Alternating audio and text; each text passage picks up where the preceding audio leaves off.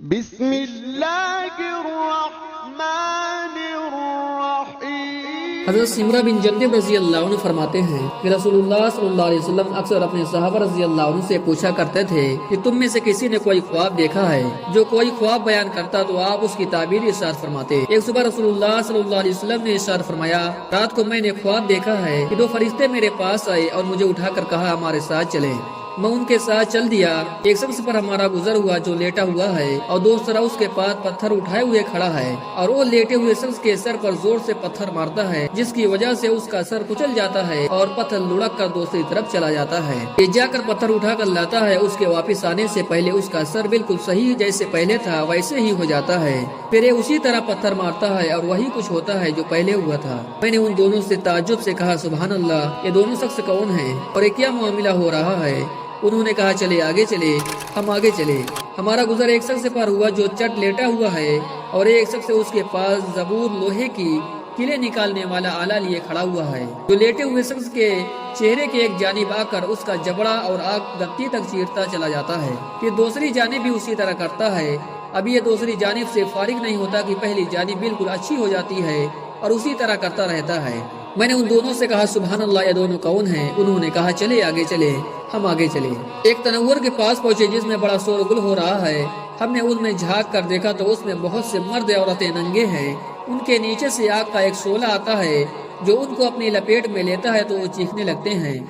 میں نے ان دونوں سے پوچھا، یہ کون لوگ ہیں؟ انہوں نے کہا، چلے آگے چلے۔ ہم آگے چلے۔ ایک نہر پر پہنچے جو خون کی طرح سرخ تھی اور اس میں ایک شخص تیر رہا تھا، اور نہر کے کنارے دوسرا شخص تھا جس نے بہت سے پتھر جمع کر رکھے تھے۔ جب تیرنے والا شخص تیرتے ہوئے اس شخص کے پاس آتا جس نے پتھر جمع کیے ہوئے ہیں تو یہ شخص اپنا منہ کھول دیتا تو کنارے والا شخص اس کے منہ میں پتھر ڈال دیتا، جس کی وجہ سے وہ دور چلا جاتا اور پھر تیر کر واپس اسی شخص کے پاس آتا ہے۔ جب بھی یہ شخص تیرتے ہوئے کنارے والے شخص کے پاس آتا ہے تو اپنا منہ کھول دیتا ہے اور کنارے والا شخص اس کے منہ میں پتھر ڈال دیتا ہے۔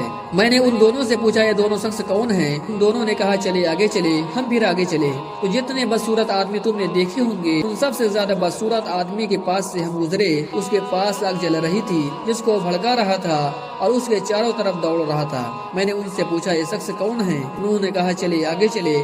پھر ہم ایک ایسے باغ میں پہنچے جو ہرا بھرا تھا اور اس میں موسم بہار کے تمام پھول تھے۔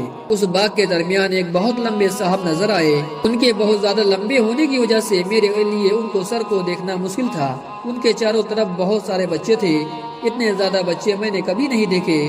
میں نے پوچھا، یہ کون ہیں اور یہ بچے کون ہیں؟ انہوں نے مجھ سے کہا، آگے چلے آگے چلے۔ پھر ہم چلے اور ایک بڑے باغ میں پہنچے۔ میں نے اتنا بڑا اور خوبصورت باغ کبھی نہیں دیکھا۔ انہوں نے مجھ سے کہا، اس کے اوپر چڑھیے۔ ہم اس پر چڑھے اور ایسے شہر کے قریب پہنچے جو اس طرح بنا ہوا تھا کہ اس کی ایک اینٹ سونے کی اور ایک اینٹ چاندی کی تھی۔ ہم شہر کے دروازے کے پاس پہنچے اور اسے کھلوایا۔ وہ ہمارے لیے کھول دیا گیا۔ ہم نے اس میں ایسے لوگوں سے ملے جن کے جسم کا آدھا حصہ اتنا خوبصورت تھا کہ تم نے اتنا خوبصورت نہ دیکھا ہوگا، اور آدھا حصہ اتنا بدصورت تھا کہ اتنا بدصورت تم نے نہ دیکھا ہوگا۔ ان دونوں فرشتوں نے ان لوگوں سے کہا کہ جاؤ اس نہر میں کود جاؤ۔ میں نے دیکھا کہ سامنے ایک چوڑی نہر ہے، اس کا پانی دودھ جیسا سفید ہے۔ وہ لوگ اس میں کود گئے۔ جب وہ ہمارے پاس واپس آئے تو ان کی بدصورتی ختم ہو چکی تھی اور وہ بہت خوبصورت ہو چکے تھے۔ دونوں فرشتوں نے مجھ سے کہا، یہ جنت عدن ہے اور یہ آپ کا گھر ہے۔ میری نظر اوپر اٹھی تو میں نے سفید بادل کی طرح ایک محل دیکھا۔ انہوں نے کہا، یہی آپ کا گھر ہے۔ میں نے ان سے کہا، بارک اللہ فیکما، اللہ تعالیٰ تم دونوں میں برکت دے، مجھے چھوڑو میں اس کے اندر جاؤں۔ انہوں نے کہا، ابھی نہیں، لیکن بعد میں تشریف لے جائیں گے۔ میں نے ان سے پوچھا، آج رات میں نے عجیب چیزیں دیکھی ہے، یہ کیا ہے؟ انہوں نے مجھ سے کہا، اب ہم آپ کو بتاتے ہیں۔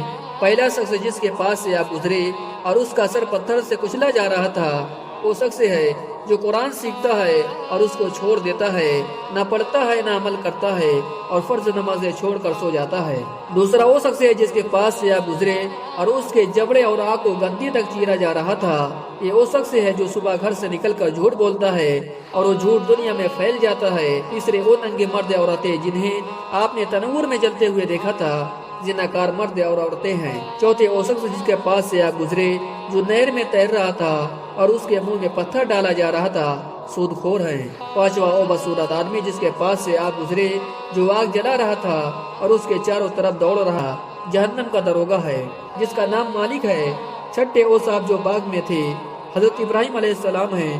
اور وہ بچے جو ان کے چاروں طرف تھے یہ وہ بچے ہیں جو بچپن ہی میں فطرت اسلام پر مر گئے۔ اس پر کسی صحابی نے پوچھا یا رسول اللہ مشرکین کے بچوں کا کیا ہوگا؟